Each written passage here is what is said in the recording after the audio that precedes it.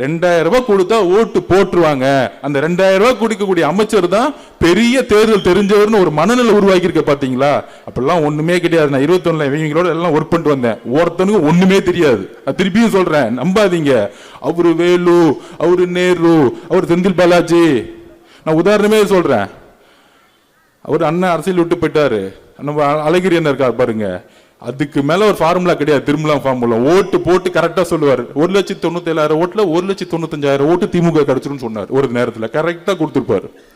கடைசியில் என்னாச்சு? அவர் அரசியலும் இல்லை, மக்கள் அவரை நிராகரிச்சுட்டாங்க.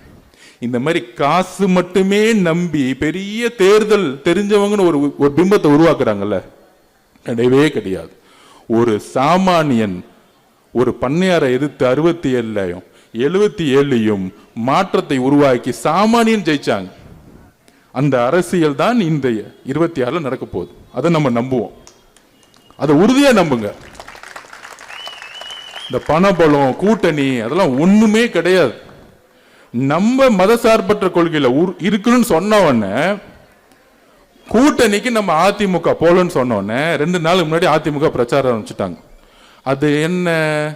ஷூட்டிங் அவர் கரூர்ல பண்ணாரு. எவ்வளவு கொடூரமான கேவலமான மனநிலை இருந்தா இப்படி ஒரு பிரச்சாரத்தை உருவாக்குவாங்க அதிமுகவும் பிஜேபியும்? சொல்லுங்க. அவங்க தான் கரூருக்கு வந்தாங்க. அங்க இருக்கிற இபிஎஸ் பொதுச்செயலாளர் தான் சொன்னாங்க இது திமுக தான் காரணம்னு. பிஜேபி குழுவே சொன்னாங்க இது அவங்க தான் காரணம்னு. ஆனா என்னைக்கு மதசார்பற்ற சமூக நீதினு சொன்னாரோ அன்னைக்கு திமுகவும் அதிமுகவும் பிஜேபியும் 3 பேரும் சேர்ந்து எதிர்க்கக்கூடிய வலிமையான தலைவர் மாறிட்டார். முன்னாடி வெறும் திமுக மட்டும் எடுத்துட்டு இருந்தார். என்னைக்கு ரம்ஜான் மந்த்ல நம்மளுடைய சகோதர சகோதரிகளுடன் டிக்ளேர் பண்ணாரோ இன்றைக்கு உறுதியாக மன நிறைவுடன் சொல்லுகிறோம். தமிழக வெற்றி கழகத்தின் சார்பாக இஸ்லாமிய சகோதர சகோதரிகளே, நோம்போடைய உங்களுடைய சந்தோஷமான மகிழ்ச்சியோட நாள் சொல்றோம். நாங்கள் மட்டும்தான் உண்மையாக உறுதியாக உங்களுடன் எப்பொழுதும் இருப்போம். எப்பொழுதும் இல்ல, உயிர் உள்ளவரை எங்கள் மீது தாக்குதல் ஏற்பட்டாலும், எங்களுடைய எலும்புகள் உடைக்கப்பட்டாலும், மதசார்பற்ற கொள்கையிலும் சமூக நீதி கொள்கையிலும் நாங்கள் எப்பொழுதும் உறுதியாக இருப்போம் என்பதை நாங்கள் இங்க பதிவு பண்றோம். நாங்க ரமலான் மாநிலத்தில் அந்த அளவிற்கு எங்களுக்கு நீதி வேண்டும். எங்கள் மேலுதான் எல்லா பிரஷரும், எல்லா அடியும் விழுவுது. திமுக காரன் போலீஸ் வச்சு அடிக்கிறாங்க.